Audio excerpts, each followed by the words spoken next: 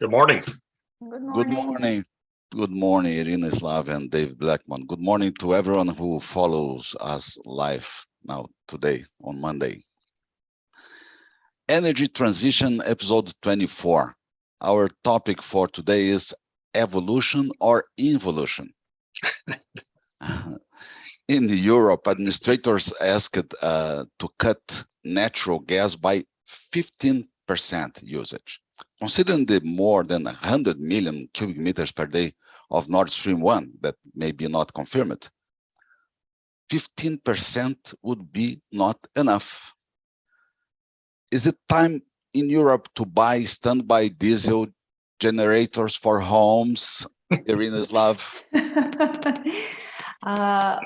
Well, it might be time to get some backup power, indeed. And let's not forget that even though Russia supplies the biggest chunk of the natural gas that Europe consumes, the European Union, it's not the only one. Europe has other suppliers, but apparently there isn't enough gas to go around. I was away for a week on my vacation, and I returned to see this news you referred to, that the European Commission has called on European Union members to cut their consumption by 15%, all of them, even the ones that do not import Russian gas. But I think the really outrageous thing is that for now the cuts are supposed to be voluntary. But if need be, they must become mandatory. Sure. And already this has created, some friction between EU members. And I perfectly understand this because Spain, for example, a country that does not import any Russian gas, it imports liquefied natural gas and gas from Algeria. Why should it cut its consumption by 15% just because Germany doesn't have enough gas? Really, it's ridiculous. And they are already, the European Commission is already tweaking its proposal to accommodate the countries. It's about half of the European Union, actually, who are opposing this measure of mandatory consumption cuts. So, at home, we have stocked up on wood because we use wood for heating during the winter. But I think a diesel generator as a backup would be a good idea for those households that can have one. It's an expensive backup, yes. I know that but United reliable States. backup. Yeah, It is reliable, yes. Yeah, and David, in the United States, you use normally diesel backup systems, no? Well, no, actually, the most popular thing is natural gas, where you have natural gas service. Where I live, unfortunately, even though I live right in the middle of the Barnett Shale natural gas play, we don't have a natural gas pipeline that comes to our neighborhood. So we have a big propane tank that a gas generator will run on just fine. And so that's our most cost-effective option. And of course, a lot of people now are doing solar, rooftop solar,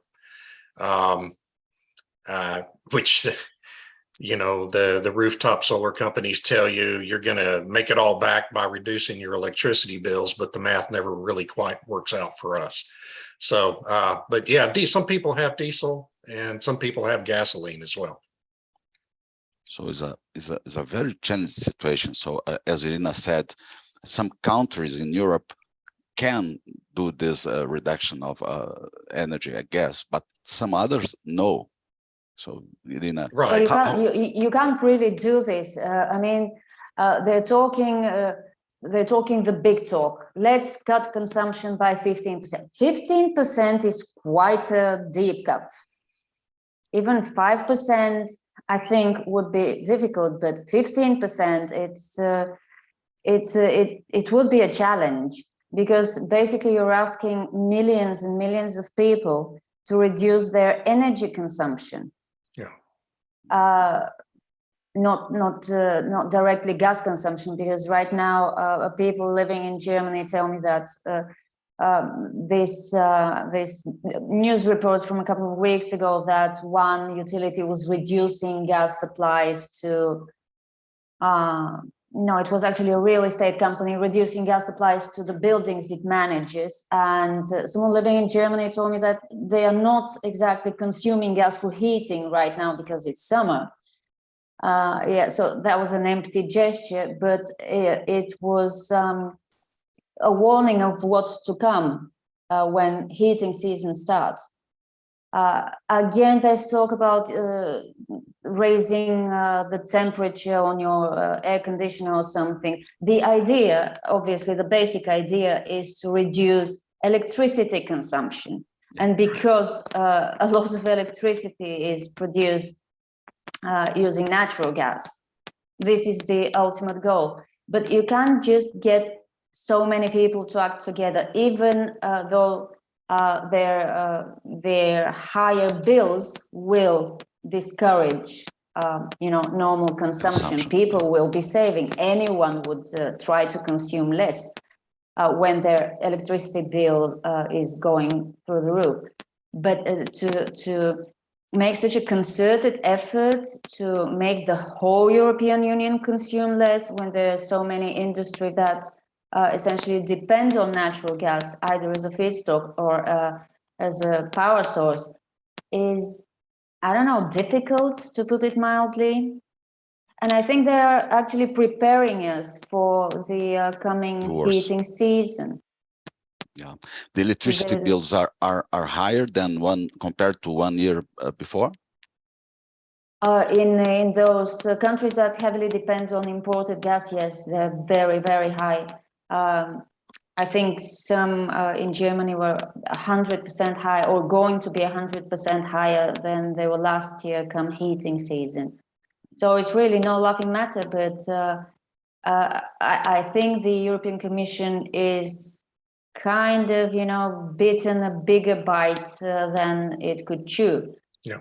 Trying to force every member to cut consumption. I mean, take Bulgaria. Bulgaria is a minute consumer. We consume something like 3 billion cubic meters per year.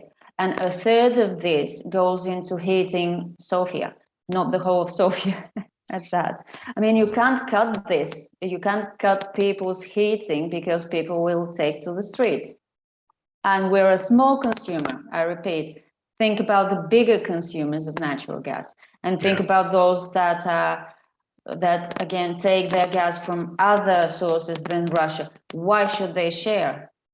I mean, every government's first priority is to ensure the electricity and heating supply of its own population. You can't be forced to share with Germany or France. Right. But isn't this where the governments in the West are trying to move all of us now to a world in which we just timidly accept power shortages, we accept limitations on home heating and air conditioning, we willingly conserve energy. I mean, we've had it several days in Texas here already this summer, where ERCOT comes out and tells us to conserve energy because they don't have enough capacity on the grid. Well, why don't they have enough capacity on the grid? I thought wind and solar were going to solve all of that for us. But what's really happening is these governments conditioning us, knowing that the adoption of renewables and the preponderance of renewables growing on the grid is going to create a world in which energy is scarce. And scarcity means conservation, which there's nothing wrong with conserving energy. I'm not against that at all. But this is an effort, just like the COVID restrictions were an effort to condition us to accept heavy restrictions on our personal freedoms. This is a conditioning effort by the EU and governments in the United States at the state level to accept a world of energy shortage that doesn't need to exist. It doesn't need to exist because energy is not scarce in the real world. But because of government policy, I think this is just, where we're all going to be headed for many years to come, unfortunately. And Yeah, the LNG, there was, sorry. sorry, no, please go ahead.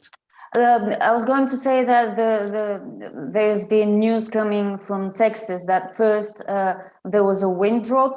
Wind turbines were not producing anywhere near normal production rates because of the heat wave. And now the latest I've seen is that it has been cloudy in Texas and solar farms are not performing. Right. So it's, if it's cloudy, it's Rainy, bad. If the cloudy wind and doesn't rainy, blow, yeah. yeah. Yeah. Nighttime is bad, because the wind dies down and there's no sun, and but you're expected to just believe that this is all going to be fine because we're going to have the miracle battery cure at some point. And David, the high volumes from United States to Europe of LNG makes some difference in this situation in the United States? Well, it has made some difference so far. I mean, America has become the largest exporter of LNG now this year, during the course of this year. But there are limitations to that. I mean, we only have so much infrastructure available. But the EIA did report this week that the U.S. is now the largest exporter of natural gas. A lot of that's going to Europe, but there's going to be a cap on, just how much more can go to Europe, and it's not going to be nearly enough to solve the problem. And we still have a presidential administration that's holding up permits for new infrastructure. And they don't seem to understand that without the steel in the ground, the gas isn't going to move. So, they understand, they just don't want the steel to be in the ground. I mean, I have to stop letting them off the hook by claiming that, it's mere ignorance of the situation. It's not, it's an active plan.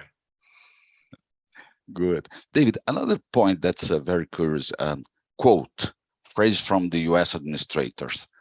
Higher price for gasoline provide more benefits for EV adopters. And the second phrase, create a floor price in gasoline of $5 per gallon in order to promote renewables and EVs. Good strategies, David?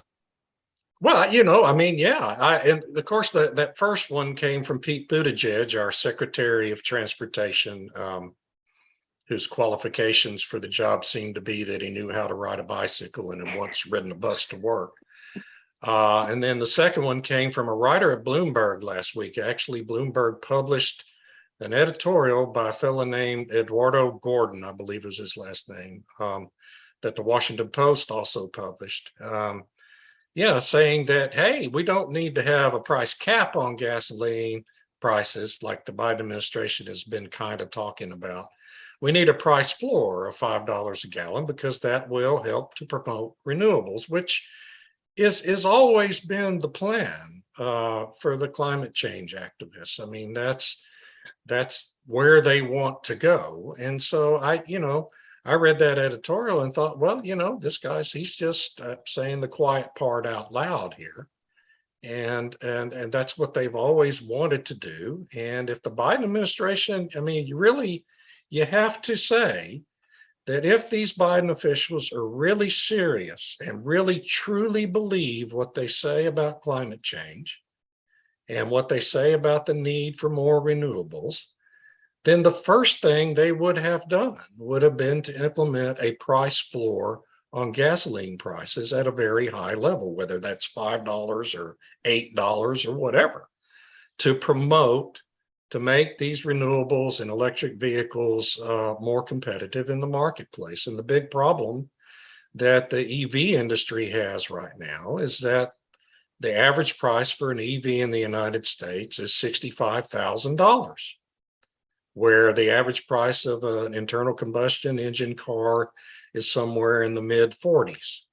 And so that's not competitive at all. It's not even close to being competitive.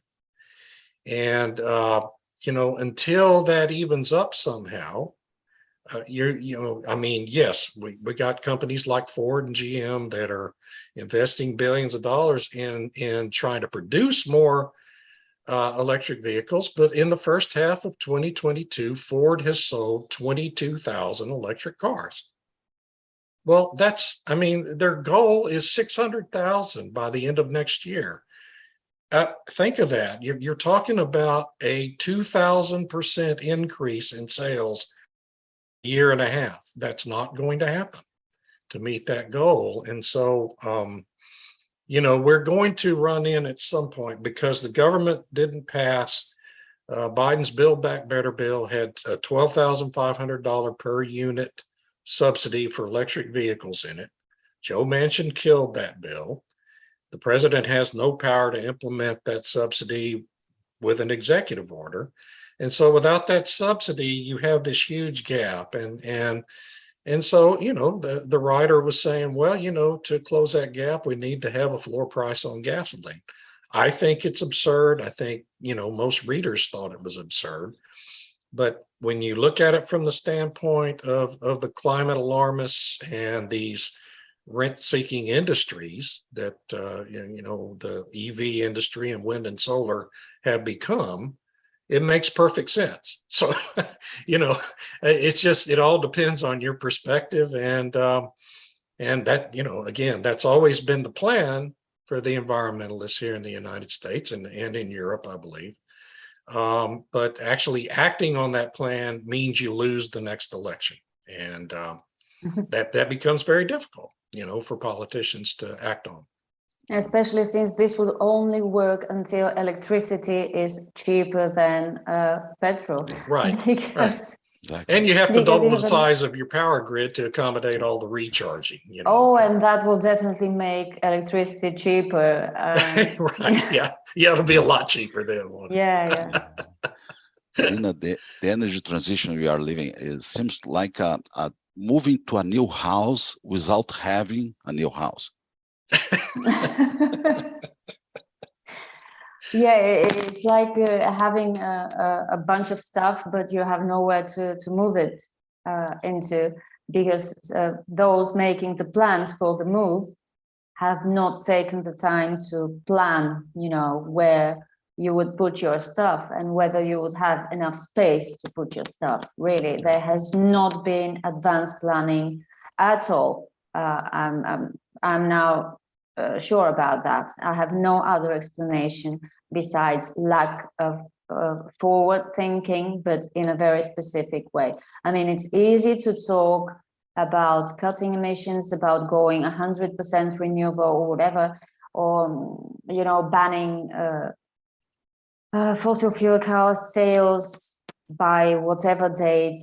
It sounds good to the activists, to the people who feel they must, engage with politicians to push what they believe is their moral obligation to save the planet.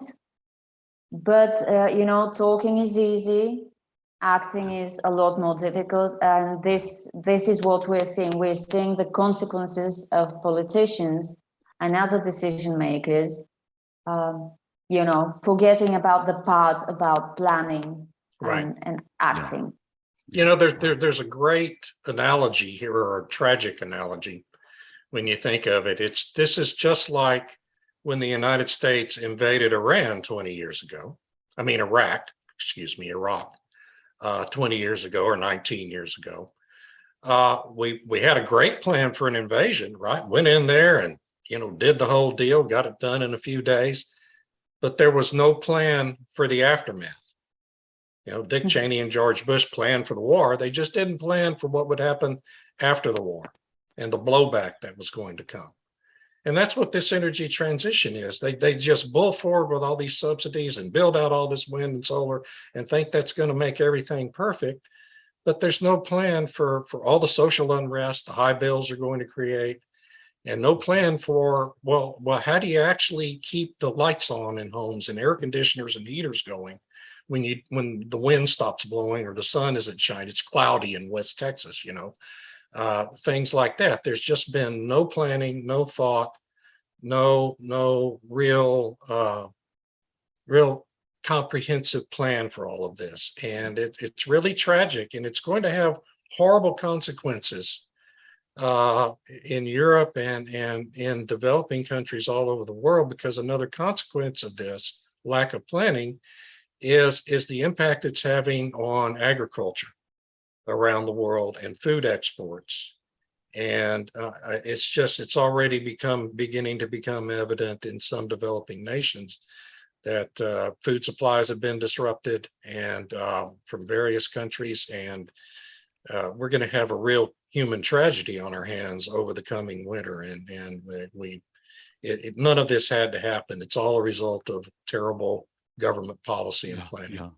Medicines shortage and people suffering in terms of winter reaching. Yes, yeah, exactly. And it's just really awful, and it's been caused by the governments in the United States and other Western countries, the EU and Canada, and it's all this obsession over climate, and I understand the concerns about that, but you can't just go into things without a plan, and that's what these governments have done. For the conclusion, could we say less shower, less heating, and using a smartphone in the dark? There you go. There you go. And don't flush your toilet every time you use it, I guess. Yeah. We should conserve water as well. Yes, exactly. That's right. Thank you so much for the nice conversation this Monday. Thank you. Again, Thank it was you. a pleasure. Okay.